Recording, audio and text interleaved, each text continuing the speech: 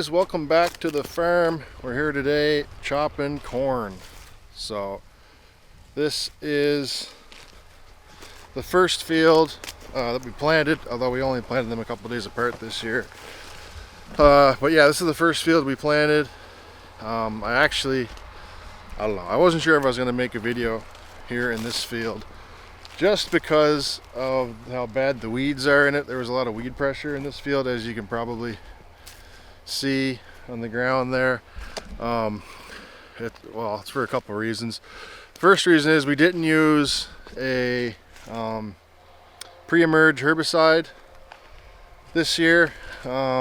We intended to, except for on this field, but anyway, it just didn't happen. So that's one of the reasons, and we're probably a little bit too late spraying it off. We did spray it later on with Roundup to kill the weeds, but they came back again. We don't have like a big high clearance sprayer or anything, so there's not really a whole lot we can do once the corn gets to a certain height. But yeah, we were worried about residuals with the pre-emerge because this is going back into alfalfa, so we didn't bother. So there's a fair bit of weed pressure in this field, but it is what it is. There's still a half decent crop of corn on it. This is the third year too for this field in corn, so yeah, like I said, it's going back into grass next year. So anyway, I did get some drone footage of it and whatnot, and you know, and we'll get some more footage as we move along here. We got the 360 head on the chopper, but you probably heard enough of me talking. I just want to see some corn chopping action, so here we go.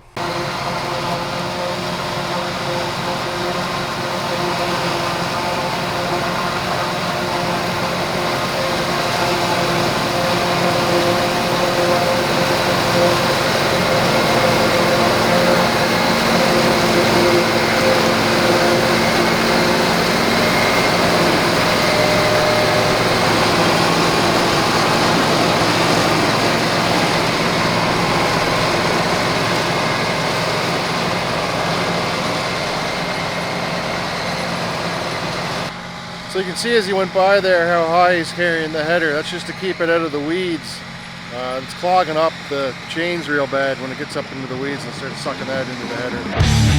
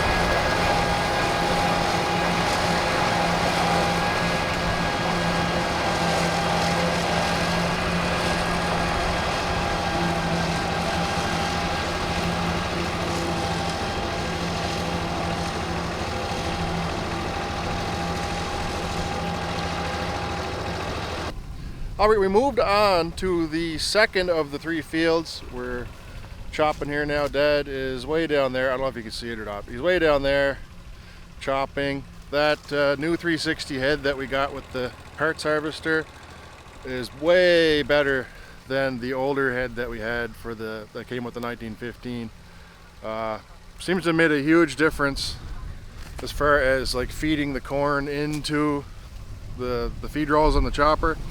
So Dad's quite happy with that, and yeah, everything's going pretty good.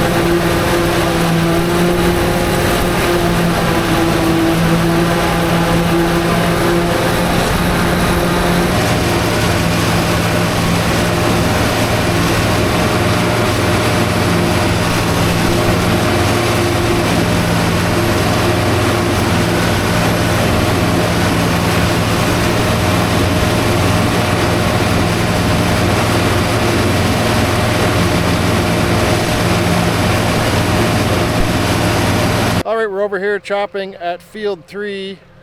As you can see, there's a big swath of missing corn there.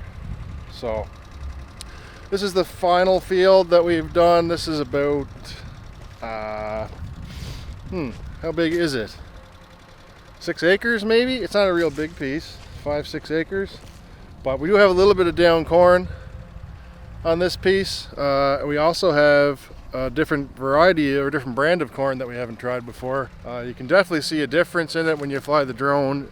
I'm not sure where this clip is going to end up before or after that, but so yeah, we're going to get them both tested and find out which one kind of ends up better. But they both seem to be about the same dryness, I guess, in the cob. So anyway, yeah, this is a pretty good crop on this piece. This is the best of our 3 fields. This is also the field that we plowed, so you can draw your own conclusions there. So anyway, Dad's chopping here behind me. You can probably hear him in the background. I'll get some clips of him and all that.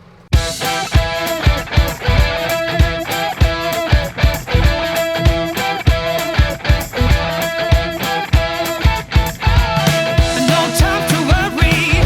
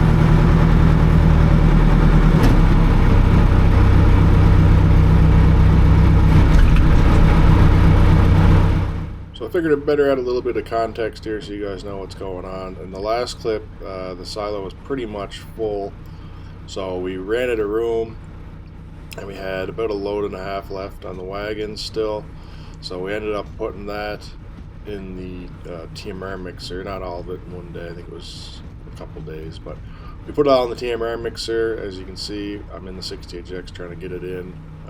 It's right at the maximum lift height, and it just won't dump quite far enough to get it in the mixer, so you gotta kind of shake it a bit. But anyway, so that's what we did, and yeah, it worked out all right. We probably could have waited a day and put it in the silo after it settled, but we didn't. Anyway, this is a couple weeks later, filling the cart in the barn.